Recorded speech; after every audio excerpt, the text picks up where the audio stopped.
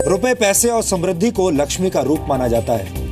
आपने इस लक्ष्मी यानी पैसे के कई रूप देखे होंगे अभी तक, जैसे भारतीय रुपए, अमेरिकी डॉलर्स, ब्रिटिश पाउंड, जापानी येन और यूरोप का यूरो। ये तमाम करेंसीज लक्ष्मी का ही रूप है।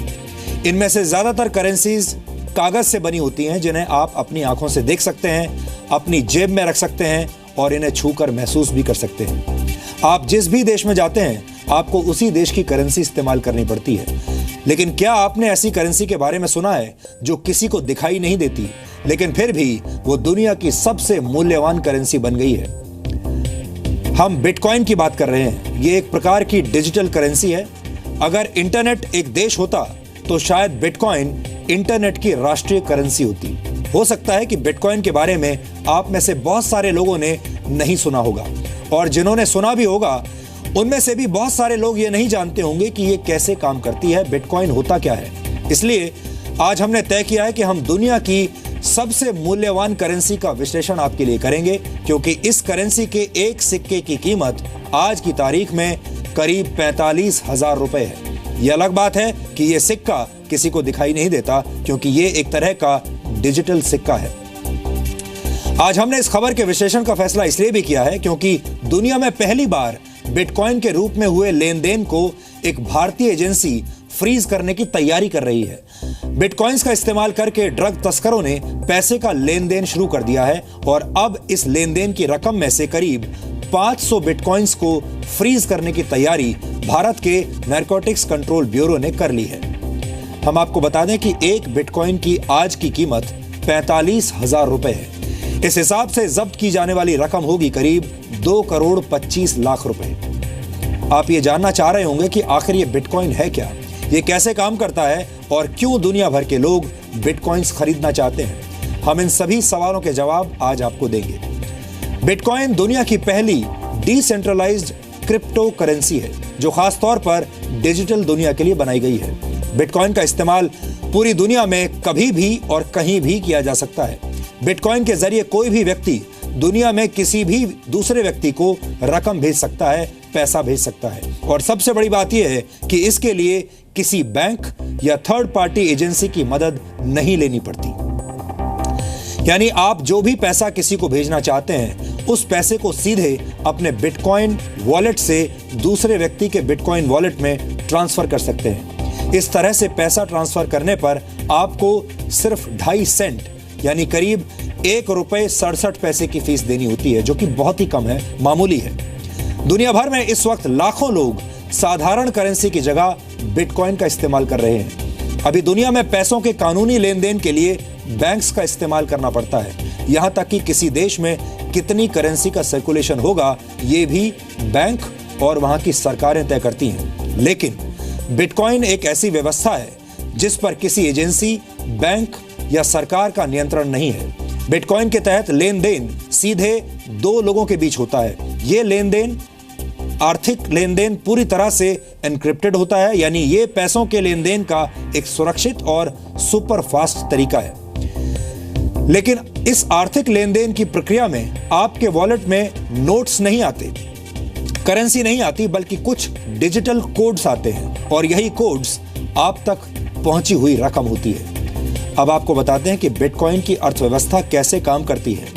5 वर्ष पहले तक एक बिटकॉइन सिर्फ 6 रुपए का था, लेकिन आज एक बिटकॉइन 45,000 रुपए का हो गया है। बिटकॉइन की शुरुआत आज से 7 वर्ष पहले 3 जनवरी 2009 को सतोशी नाकामोतो नाम के एक प्रोग्रामर ने की थी। लेकिन हम आपको बताते हैं कि सतोशी नाकामोतो कौन है, ये आज तक किसी को नहीं पता। हालांकि अलग अलग वक्त पर अलग अलग लोग सतोशी नाकामोतो होने का दावा करते रहे हैं, लेकिन बिटकॉइन के असली जनक के बारे में अभी भी किसी के पास कोई पुख्ता जानकारी नहीं है। सतोशी नाकामोतो ने जब बिटकॉइन की शुरुआत की थी, तब उनका मकसद इसे करेंसी में बदलना नहीं था, बल्कि ऐसा सिर्फ ये साबित करने के लिए किया गया था कि बिना किसी थर्ड पार्टी की मदद के भी आर्थिक लेन देन किया जा सकता है, यानी ये सीधे 2 लोगों के बीच भी संभव है। 22 मई 2010 को पहली बार एक पिज्जा के बदले 10,000 बिटकॉइन देने की पेशकश की गई थी, यानी तब एक बिटकॉइन की कीमत सिर्फ 10 सेंट थी, या 10 सेंट से भी कम थी। लेकिन आज बिटकॉइन की कीमत कई हजार गुना बढ़ चुकी है। बिटकॉइन के प्रचलन में आने के बाद ज्यादा से ज्यादा लोग अब इसे खरीदने की कोशिश करने लगे हैं और बिटकॉइन की कीमत लगातार बढ़ती जा रही है।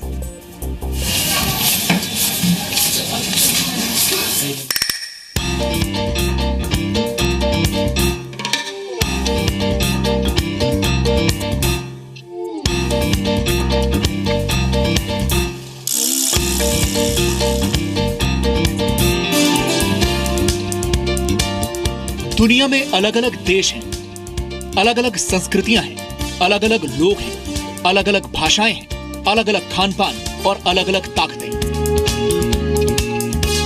लेकिन पूरी दुनिया में एक चीज ऐसी है जो आपस में सबको जोड़ती है और वो चीज है पैसा।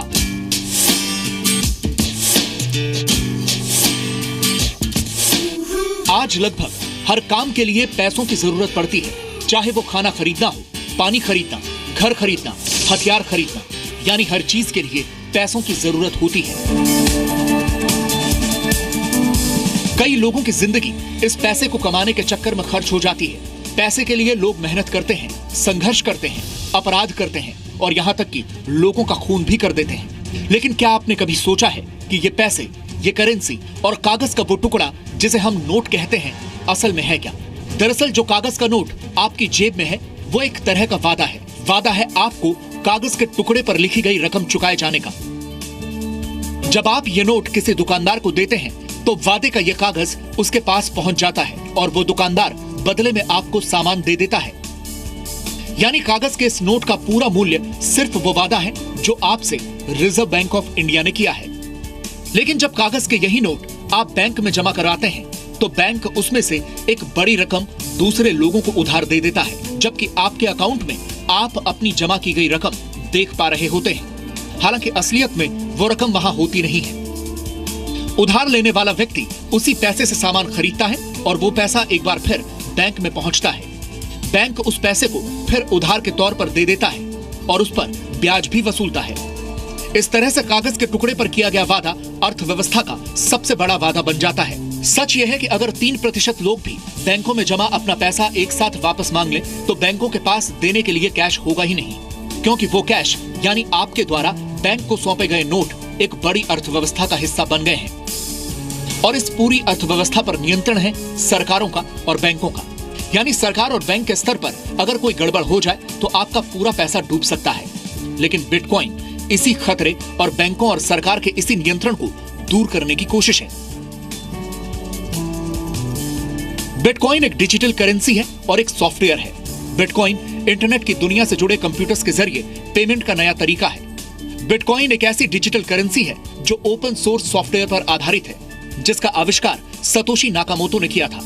लेकिन आज दुनिया भर के हजारों प्रोग्रामर बिटकॉइन के फीचर्स को ज्यादा मजबूत और सुरक्षित बना रहे हैं। जब हम सामान्य तौर पर साधारण करेंसी का इस्तेमाल करते हैं तो इसकी देखरेख का जिम्मा बैंकों का होता है। यानी पैसा कहां से चलकर इनके पास पहुंचा, इसका पूरा रिकॉर्ड बैंक अपने पास रखते हैं और इसके बदले में बैंक फीस के रूप में अच्छी खासी रकम आपसे वसूलते हैं। और बिटकॉइन पैसों के लेन देन के बीच से बैंक और मिडिलमैन को हटाकर इसे ज्यादा तेज और सुरक्षित बना देता है। अब सवाल यह है कि एक डिजिटल करेंसी के साथ तो काफी छेड़छाड़ की जा सकती है या फिर फिल्मों की तरह इसकी पायरेसी भी हो सकती है। तो इसका जवाब है कि ऐसा संभव नहीं है, क्योंकि सतोशी नाकामोटो के आविष्कार की खासियत यह है कि बिटकॉइन आम लोगों के बीच बंटे ब्लॉकचेन में भेजा जाता है। जैसे बैंक आपके पैसे का हिसाब प्लस और माइनस में रखते हैं, वैसे ही ब्लॉकचेन में हर एक बिटकॉइन का हिसाब रखा जाता है। यानी दुनिया में कहीं भी और कभी भी हुए किसी भी बिटकॉइन ट्रांजैक्शन का हिसाब हमेशा ब्लॉकचेन में मौजूद रहता है। और इस ब्लॉकचेन को सुरक्षित रखने वाले लोगों को भी लेन देन पर नजर रखने के लिए, ब्लॉकचेन को सुरक्षित रखने के लिए इनाम के तौर पर बिटकॉइन दिए जाते हैं, क्योंकि हर ट्रांजैक्शन को वेरीफाई किया जाता है और नेटवर्क इसका रिकॉर्ड रखता है। इसलिए इसमें धांधली नहीं की जा सकती। असीमित पैसा घोटालों को जन्म देता है, स्कैम्स को जन्म देता है और आर्थिक मंदी की वजह भी बनता है। किसी को नहीं पता कि इस वक्त दुनिया में कितने डॉलर्स हैं, लेकिन अगले 125 वर्षों के दौरान बनने वाले बिटकॉइंस की संख्या अभी से निर्धारित है। बैंक कई ऐसे लोगों को पैसे भी उधार देते हैं जिनका इरादा ये पैसे वापस करने का नहीं होता। ये लोग या तो खुद को दिवालिया घोषित कर देते हैं या देश छोड़कर चले जाते हैं और इसका खामियाजा आम आदमी को ही भुगतना पड़ता है। लेकिन डिजिटल करेंसी पर किसी सरकार या बैंक का नियंत्रण नहीं होता। ये एक ऐसी कंप्यूटर कोडिंग है जिसके साथ घोटाला भी नहीं किया जा सकता। ये नया ट्रेंड है और देखिए आने वाले समय में डिजिटल वर्चुअल करेंसीज का होने वाला है। बिटकॉइंस क्योंकि सर्वप्रमुख डिजिटल करेंसी है, लिहाजा उसकी लोकप्रियता और उसका प्रचलन और बढ़ चुका है। बिटकॉइन का सबसे ज्यादा इस्तेमाल रेमिटेंसेस के क्षेत्र में बढ़ रहा है। रेमिटेंसेस उस रकम को कहते हैं जो विदेश में काम करने वाले लोग अपने मूल देश में भेजते हैं। आपको बता दें कि रेमिटेंसेस हासिल करने के मामले में भारत दुनिया का नंबर 1 देश है। देश से बाहर रहने वाले भारतीयों ने 2015 में 4,62,000 करोड़ रुपए की रकम भारत भेजी थी।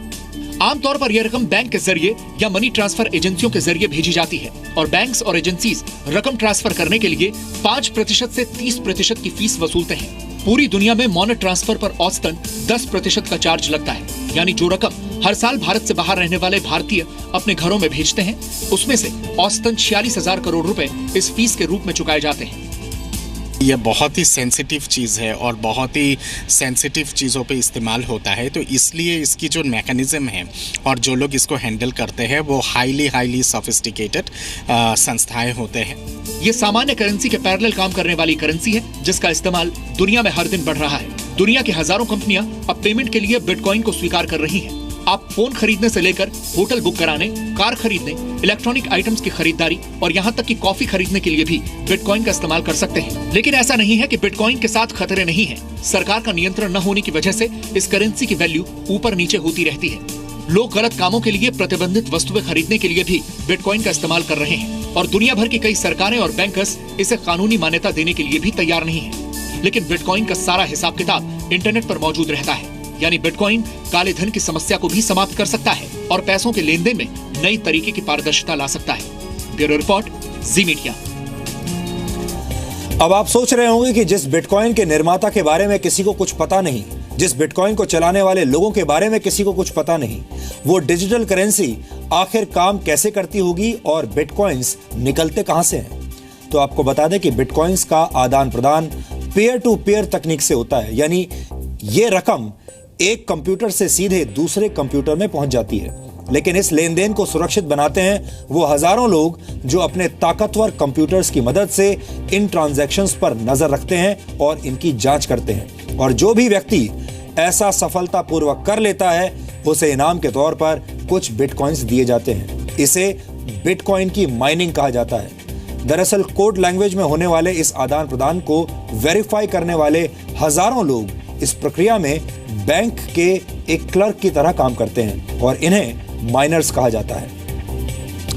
ये लोग ट्रांजैक्शंस पर नजर रखते हैं ताकि इसका गलत इस्तेमाल ना हो, लेकिन इस प्रक्रिया को पूरी करने के लिए इन माइनर्स को एक मैथमेटिकल प्रॉब्लम हल करनी होती है। जो माइनर जितनी जल्दी ये प्रॉब्लम सॉल्व कर लेता है उसे प्रॉब्लम सॉल्व करने के बदले में करीब 12.5 बिटकॉइंस मिलते हैं और इस तरह से बिटकॉइंस डिजिटल बाजार में आ जाते हैं। लेकिन बिटकॉइन की अर्थव्यवस्था का निर्माण इस तरह से किया गया है कि एक निश्चित समय के बाद बिटकॉइंस की संख्या घटकर आधी रह जाती है। शुरुआत में एक ब्लॉक से 50 बिटकॉइंस निकला करते थे। प्रति ब्लॉक बिटकॉइंस की संख्या हर 4 वर्ष में घटकर आधी रह जाती है। इसलिए आज से 125 वर्षों के बाद यानी सन 2140 तक नए बिटकॉइंस का निर्माण बिल्कुल बंद हो जाएगा। गणना के हिसाब से तब तक दुनिया में कुल 2 करोड़ 10 लाख बिटकॉइंस आ चुके होंगे। बिटकॉइन भविष्य की करेंसी है और भविष्य में खत्म भी हो जाएगी। इसलिए लोगों में ज्यादा से ज्यादा बिटकॉइन खरीदने की होड़ मची हुई है। अगर आपको अब भी ये बात समझ में ना आई हो तो आपको एक उदाहरण की मदद से समझाते हैं। मान लीजिए कि इस महीने भारी मात्रा में सोने यानी गोल्ड की खुदाई की गई हो और उसे सामान्य कीमत पर लोगों में बांट दिया गया। लेकिन अगले महीने सोने की खुदाई आधी रह गई जबकि खरीदने वाले लोगों की संख्या पहले जैसी ही है। तो ऐसे में सोने की कीमत बढ़ जाएगी और अगर हर महीने ऐसा होता रहे तो सोचिए सोने की कीमत कितनी हो जाएगी। बिटकॉइन की अर्थव्यवस्था भी ऐसे ही काम करती है। लोगों को पता है कि बिटकॉइंस की संख्या लगातार कम होती जा रही है, इसलिए इसकी कीमत लगातार बढ़ती जा रही है। ये डिमांड और सप्लाई का सामान्य फॉर्मूला है। सप्लाई जितनी कम होगी डिमांड उतनी ही ज्यादा बढ़ेगी। भारत में सन 2015 में एक बिटकॉइन की कीमत 14,000 रुपए थी, जबकि मई 2016 में यह बढ़कर 30,000 रुपए प्रति बिटकॉइन हो गई और आज के रेट के हिसाब से एक बिटकॉइन की कीमत करीब 45,000 रुपए है। एक अनुमान के मुताबिक सन 2018 तक एक बिटकॉइन की कीमत करीब $10,000 तक जा सकती है, यानी आज के करेंसी रेट के हिसाब से 6,68,000 रुपए। दुनिया की बड़ी बड़ी कंपनियां बिटकॉइन की व्यवस्था में निवेश कर रही हैं, क्योंकि ज्यादातर लोग मानते हैं कि बिटकॉइन भविष्य की अर्थव्यवस्था है और आगे चलकर आज के नोटों की अहमियत कम हो जाएगी। इस वक्त दुनिया में करीब 800 करोड़ मोबाइल फोन्स हैं, जबकि दुनिया की आबादी 700 करोड़ है। इसके उलट अभी भी दुनिया में 200 करोड़ लोग ऐसे हैं जिनके पास कोई बैंक अकाउंट नहीं है, यानी वो सभी लोग जिनके पास मोबाइल फोन्स हैं अगर बिटकॉइन का इस्तेमाल करने लगे तो ये दुनिया की सबसे बड़ी बैंकिंग प्रणाली बन जाएगी, और वो भी एक ऐसी बैंकिंग प्रणाली जिसमें किसी भी सरकार या किसी वित्तीय संस्थान का दखल नहीं होगा। वित्तीय लेन देन का सुरक्षित, तेज और आधुनिक तरीका होने के बावजूद बिटकॉइन के अपने कई खतरे हैं और वो भी आज हम आपको बताएंगे। इसलिए बहुत सारे देश अभी तक ये तय नहीं कर पाए हैं कि बिटकॉइन को कानूनी मान्यता दी जाए या नहीं। इसके अलावा एन्क्रिप्टेड होने की वजह से ड्रग्स और हथियारों की तस्करी करने वाले माफिया और दूसरे आपराधिक तत्व भी वित्तीय लेन देन के लिए बिटकॉइंस का इस्तेमाल कर रहे हैं, जो कि खतरनाक है। बिटकॉइंस का बढ़ता इस्तेमाल देखकर कहा जा सकता है कि आने वाले कुछ वर्षों में दिवाली की शाम को होने वाली लक्ष्मी पूजन का तरीका भी हो सकता है बदल जाए, और तब शायद लोग अपने कंप्यूटर्स और मोबाइल फोन्स पर बिटकॉइन के वॉलपेपर्स लगाकर उसकी पूजा करने लगे।